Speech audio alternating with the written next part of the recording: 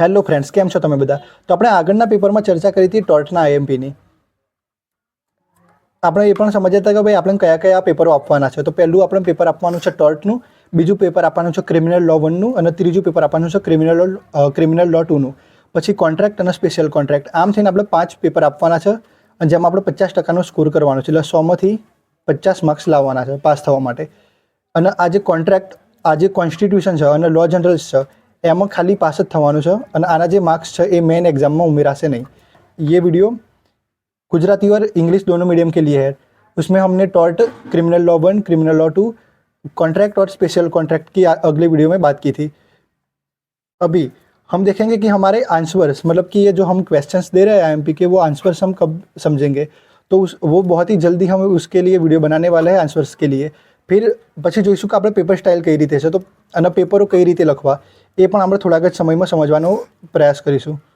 હવે આપણે જોઈ લઈએ કે આ જે ક્રિમિનલ લો 1 છે એ કઈ રીતે, એના શું આઈએમપી છે. તો આ જે પેપર છે એ પૂરેપૂરું કોન્સેપ્ટ બેઝ ઉપર છે. દેખો, સમજો. અહીંયા એક ક્વેશ્ચન છે, કલ્પેબલ હોમોસાઇડ અને મર્ડર વિશે સમજાવો. હવે તમને એ જ નહીં ખબર કે કલ્પેબલ હોમોસાઇડ અને મર્ડર શું છે, તો તમે આના વિશેનો ડિફરન્સ કઈ રીતે આપી શકશો. એ જ રીતે અહીંયા કિડનેપ અને અપનયનની પણ વાત છે. તો તમને એ જ નહીં ખબર કે કિડનેપ શું છે, તમને એ જ નહીં ખબર કે અપનયન શું છે, તો તમે કઈ રીતે સમજાવી શકશો કે કિડનેપ અને અપનયન શું છે. તમને એ જ નહીં ખબર કે સ્ટોકિંગ શું છે, તો કઈ રીતે સમજાવી શકશો.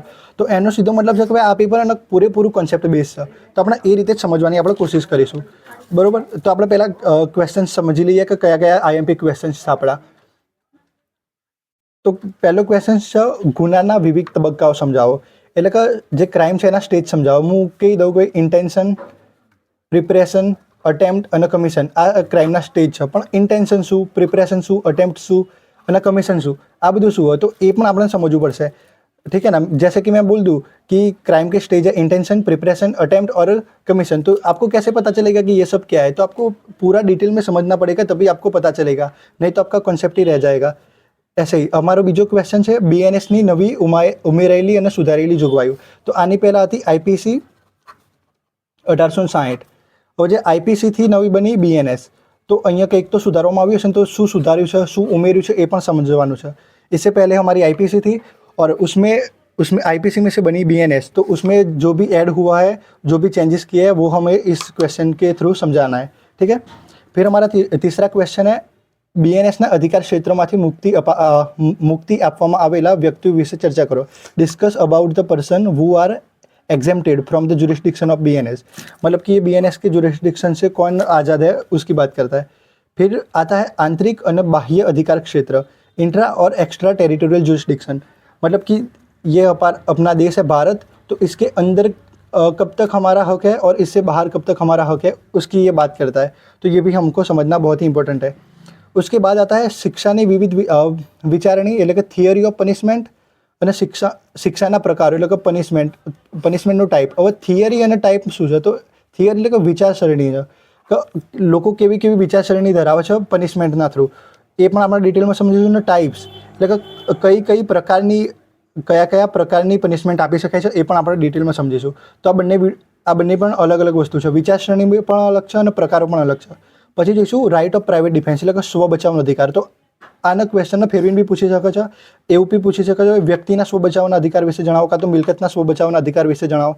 तो ऐसे क्वेश्चंस को चेंज भी कर सकते हैं. तो हमको ये कॉन्सेप्ट भी डिटेल में समझना पड़ेगा कि क्या कहना चाहता है ये क्वेश्चन. उसके बाद है रेप, मतलब कि बलात्कार का क्वेश्चन. उसके बाद दहेज मृत्यु, डावरी डेथની વાત છે.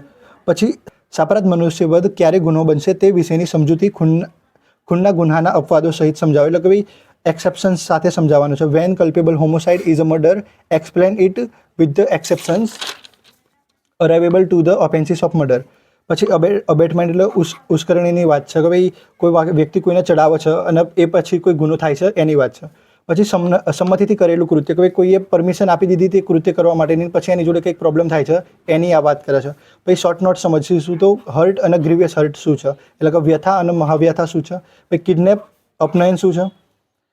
બાળકો વિરુદ્ધના ગુના, એટલે કે ઓફેન્સીસ અગેન્સ્ટ ચાઇલ્ડ. પછી સ્ટોકિંગ અને વોયોરિઝમ, આ બધું શું છે. અને લગ્ન સંબંધિત ગુનાઓની પણ વાત કરીશું. તો આ બધાના જે આન્સર્સ છે એ થોડાક જ સમયમાં આપણી ચેનલમાં મૂકવાના છે. તો એ જરૂરથી જોઈ લેજો એકવાર, એટલે તમને પૂરેપૂરા કોન્સેપ્ટ ક્લિયર થઈ જાય. હવે આ પેપરની ગેરંટી શું છે? તો કોઈ બી વકીલ હોય એ 100%ની ગેરંટી ક્યારેય ના આપે. પણ હું એવું કહીશ કે ભાઈ આની બહાર ક્વેશ્ચન્સ જઈ તો શકશે, પણ આ જો ક્વેશ્ચન્સ તમે કરશો તો 100% પાસ તો થઈ જ જશો.